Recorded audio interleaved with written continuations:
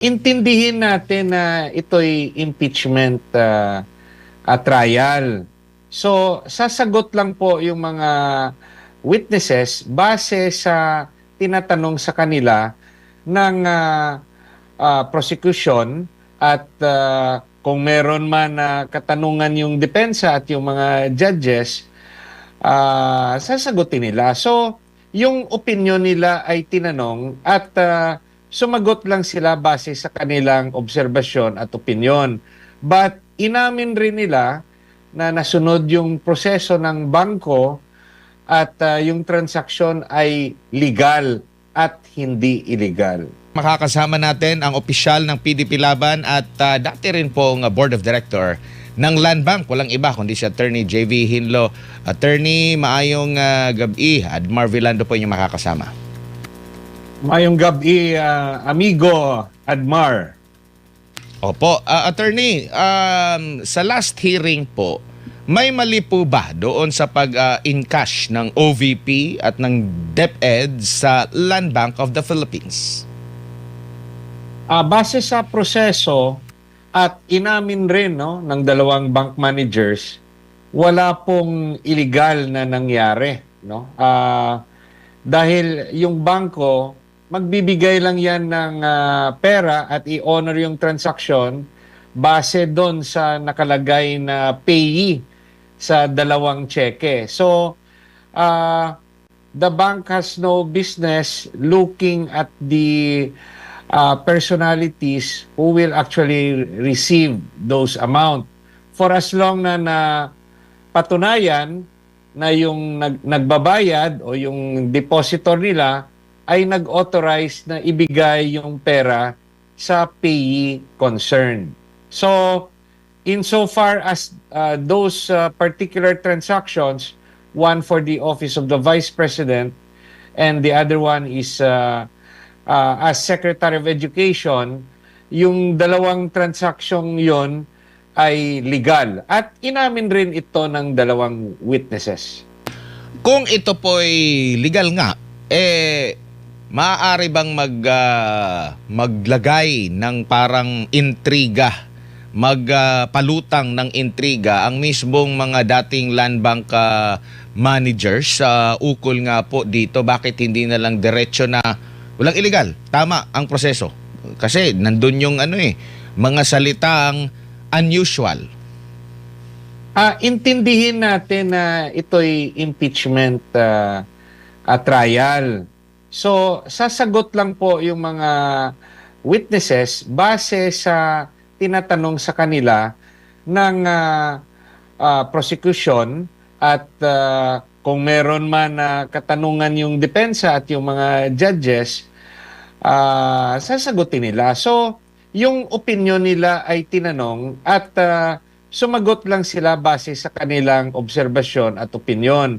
But inamin rin nila na nasunod yung proseso ng bangko at yung transaksyon ay legal at hindi illegal. Opo, pero ang napansin din po natin, sinabi nila yon, pero alam nyo yung parang kailangan pang magtanong, kailangan pang dikdikin ng Senator Judge, pero ang suma total hindi naman illegal. So doon pa lang medyo meron kayong naaamoy na parang gumagawa lang ng kontrobersya para masiraan ng pangalawang pangulo? Sa palagay ko hindi naman, binase lang ng dalawang witnesses yung katanungan kung sa regular transaction may pagkakaiba yung particular na transaction na yan. Yung sinabi nila medyo malaki yung na-withdraw na cash. So, yun yung nakapagsabi sila na unusual yung particular transaction. But inamin rin nila that it does not fall under suspicious. Kasi even if sa rule ng what is suspicious, nakalagay na any circumstance relating to the transaction which is observed to deviate to the profile of the client or to the past transactions of the client or the covered person, isa ito no sa classification ng what is suspicious transaction. Based sa kanilang kasagutan, nasunod naman yung regular na transaction. It just so happened they used the word unusual because yung sa laki ng halaga na kinuha through cash. But there's nothing suspicious doon kasi yung nag-e-encash ay kinonfirm naman ng agency concerned, ng OVP at ng Department of Education. It just so happened na personal nilang opinion na sa experience nila, medyo malaki yung amount for that or for those two instances. Now, we must also make clear na merong katanungan kung whether kakaiba yon or hindi. Umamin rin si Prosecutor Chua sa tanong ni Senator Padilla na hindi siya yung usual kakaiba because yung funds concerned could also vary. And this particular impeachment article talks of yung confidential fund, which is not a regular fund. When you talk about confidential fund, siyempre, yung understanding natin dyan, hindi lahat ng opisina na bibigyan ng confidential fund. And this particular fund, when binibigay ito sa mga confidential agents, hindi naman to binibigay na may cheque. Bagkus yung understanding is it should be in cash. So yan yung yung transactions na yan, it can be explained. Yung trabaho lang naman ng mga taga-bangko, malaman nila na talagang may permiso yung agency concerned for those amounts to be encashed by the authorized payee. So, yung payee, insofar as the bank is concerned, titignan lang nila yung pangalan na nakalagay sa cheque. They have no business already inquiring kung ano ito dahil nga this is a government offices and Land Bank is also a government office. So it was not classified by those two bank managers as suspicious. Opo. Pero sa tingin nyo po, mabigat ba ang testimonya nitong dalawa laban sa pangalawang Pangulo? Kung titignan natin, yung Defense Counsel, hindi na nga cross-examination, no? na talagang tinanong. In fact, nagkaroon pa ng admission para ma-expedite yung testimonya ng dalawa. Kasi there was no question as to the legality of the transaction as admitted ng dalawang taga-bangko. Probably sa mga susunod na witnesses, doon malalaman ng prosecution at may explain ng defense at malalaman rin ng judges regarding the use of those funds, no? But insofar as those particular two witnesses are concerned, yung ginawa nila is very objective. Merong kliyente na gustong kunin ang pera na nakaimpok sa bangko, may dalawang cheque, may nakalagay na payee. The bank confirmed, no, from the usual communication line nila kung totoo ito. It was confirmed. Yung pirma ng signatories ng cheque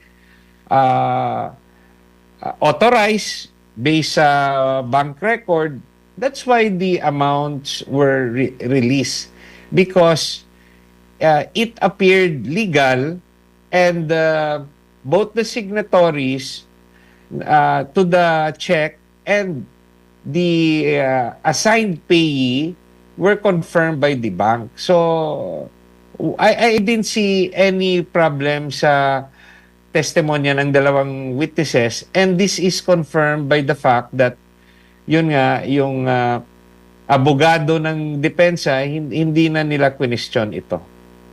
Opo, dito naman tayo sa pag-aproba po ng Pangulo na buksan ng tax records ni VP Sara at ni Man Scarpio. Tingin nyo po dapat magpaliwanag din ng Pangulo dito or hayaan na dahil kabilang siya sa may kapangyarihan na pabuksan po ito? Kung titignan natin, meron ng order ang impeachment court.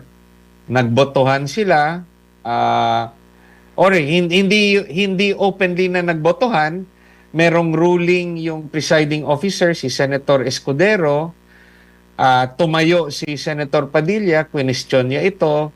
Mag-isa lang siyang tumayo, pero nalaman natin na the next day, merong mga written manifestation, yung ibang senador, yung sa pagkakalam ko, yung si Senator Cayetano, si Senator Camille Villar, Senator Amy Marcos, parang yan yung mga nabalitaan ko na they question the ruling of presiding officer Senator Chis Escudero. So, outnumbered yung kumontra.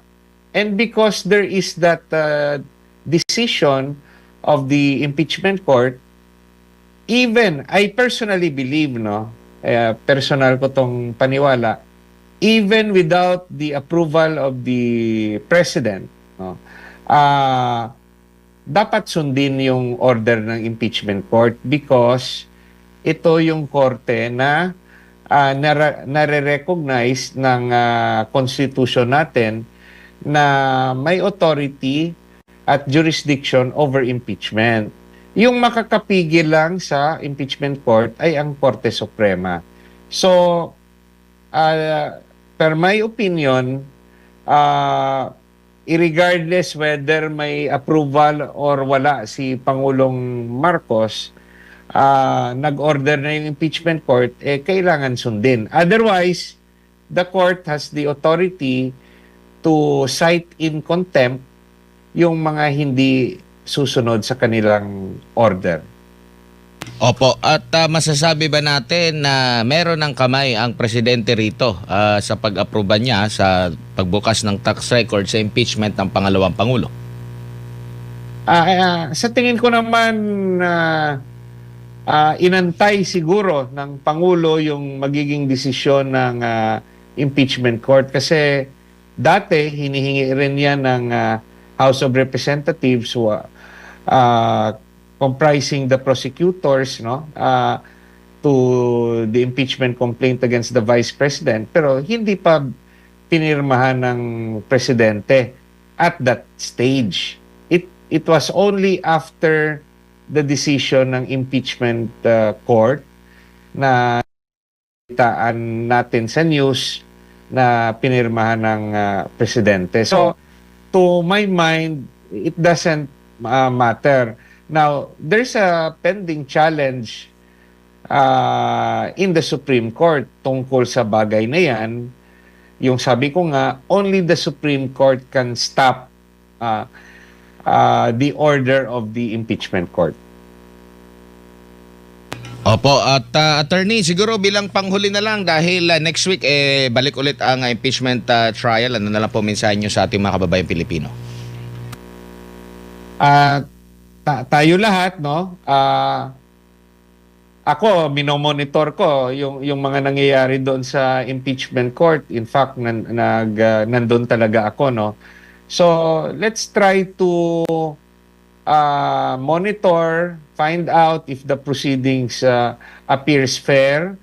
We try to see both sides. And in the end, let us pray that our judges will be guided by their conscience at yung pagkaintindi nila sa batas, at yung kanilang boto ay base sa hustisya, base sa tama, at hindi napipwersa ng sino man bagkus kanilang personal na desisyon. Attorney, maraming salamat. Damong salamat po. Sa ulitin po, ingat po kayo. Madamo gid nga salamat SMNI, mabuhay po kayo. Si Attorney JV Hinlo, dati pong Board of Director din ng Land Bank.